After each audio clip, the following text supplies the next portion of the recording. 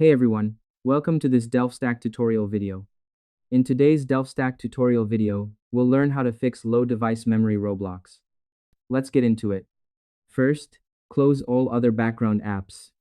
Swipe up or click your main menu button to see all your open windows and slide them away to close them completely. Make sure to close big apps like web browsers, music players, and social media pages so your screen is totally empty. Because every single app you leave open steals a little bit of your device's internal space. You have to clear these out so your device can give all its power to your game.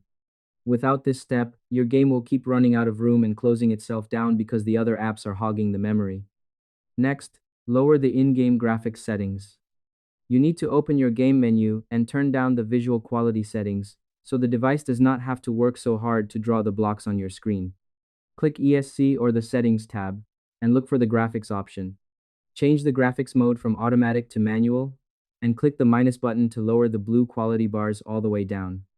Because high visual settings force your device to store a lot of heavy details like shadows and bright lights all at once. By lowering these bars, you make the game much lighter and easier for your device to handle. It ensures the system can keep up with the action without running out of breathing room. Next, restart your device and reopen the game. Hold down your power button, select the restart choice, wait for your home screen to load back up, and open your game. Log back into your favorite map and watch how much smoother your character moves around the world.